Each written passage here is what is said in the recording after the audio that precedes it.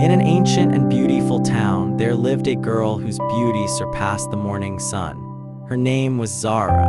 She was not merely beautiful, she was a vision, a poem, a dream made flesh.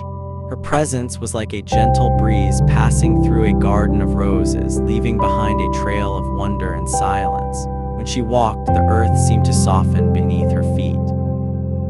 When she spoke, the air itself paused to listen. Her hair flowed like golden silk, long and luminous, cascading over her shoulders like rivers of light. Her forehead was as smooth and radiant as the full moon, carrying an expression of quiet grace. Her eyes were deep and boundless, like the ocean at twilight, holding secrets that no one could fully fathom. They shimmered with a light that seemed to come from within, as though the stars themselves had found a home in her gaze. Her lashes were long and dark, casting soft shadows that made her eyes even more mesmerizing. Her nose was perfectly shaped, neither too small nor too large, but lending her face an air of rare elegance. Her cheeks bore a natural blush, like the soft petals of a rose kissed by the morning dew. Her lips were delicate and warm like petals of a hidden flower, soft and tender, holding a smile that could brighten the darkest of days. Her voice carried a melody, and her laughter was like the sound of bells carried by the wind. Her neck was long and graceful, like that of a swan, and her golden hair would dance upon it with every gentle movement.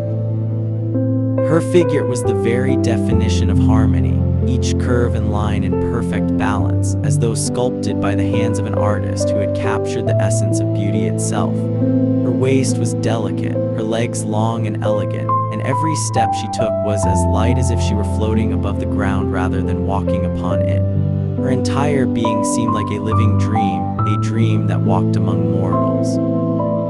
Zara lived in a grand mansion surrounded by gardens, fountains, and high walls. Her family was one of the wealthiest in the land, owners of vast estates, flourishing businesses, and connections to the most powerful families in the kingdom. She had everything a girl could desire: silk gowns, golden jewelry, a room filled with rare books and paintings, and servants who tended to her every need. Yet Zara was unlike the other wealthy girls. She did not care for money. She did not care for status. She did not care for the whispers of admirers. She cared only for the truth of her heart. And her heart belonged to a poor farmer's son named Ryan. He lived in a small wooden house on the edge of the town. He worked in the fields from dawn till dusk. His hands were rough, his clothes simple, but his eyes held a kindness that was rare, and his smile carried a warmth that the richest men could not buy.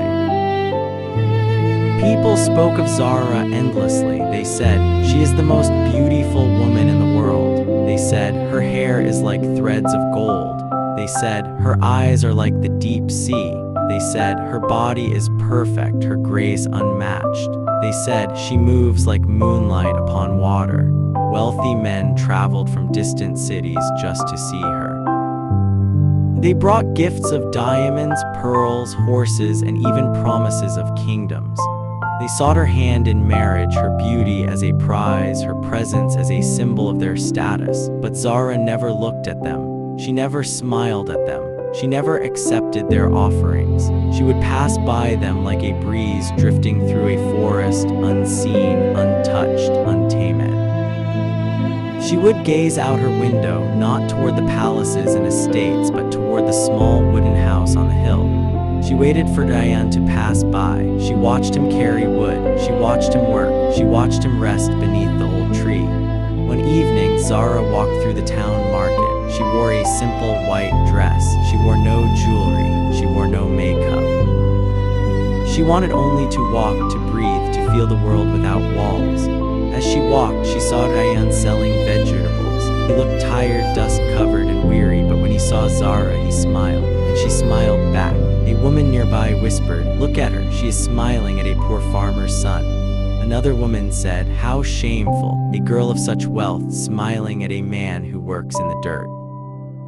But Zara did not care. She walked toward Ryan and said, "I have seen you many times. I see you working. I see you struggling. I see you always smiling." and I want to know, how do you remain so happy when you have so little? Ryan looked at her and said, I have little money, but my heart is full. I have little land, but the sky is open. I have little food, but my health is good.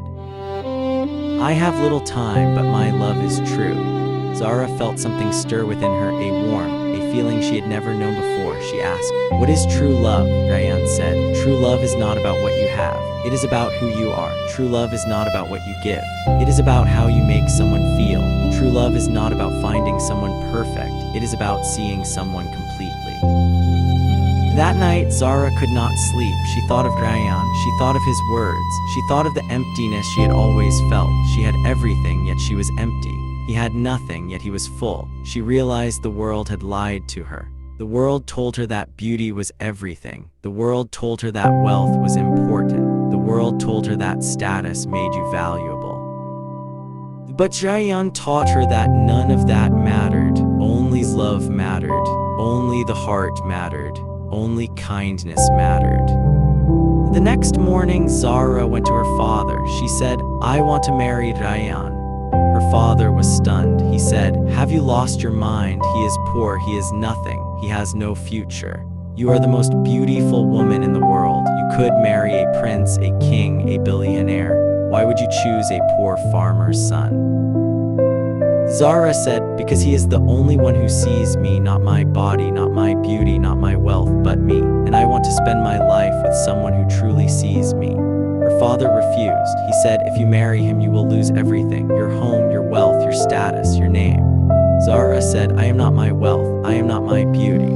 I am my heart, and my heart belongs to him. As she left the grand house, she walked out of the gate and toward the small wooden house on the hill. She left behind everything, her dresses, her jewels, her room of books, her name, her status.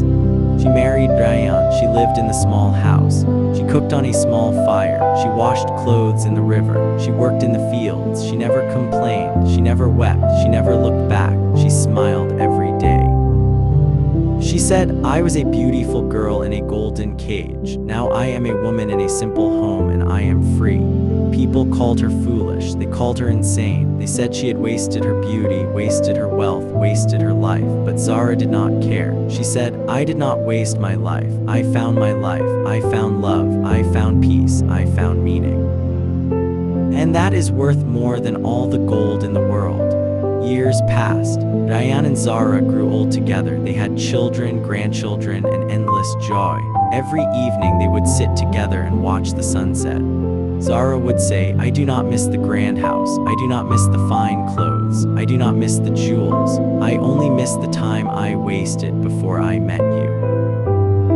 Ryan would hold her hand and say, you wasted nothing. You were simply waiting for the right moment, and the right moment is now. And they lived a life of love, simple, true, and full of meaning. A life that the wealthy could never understand and that the poor could always admire.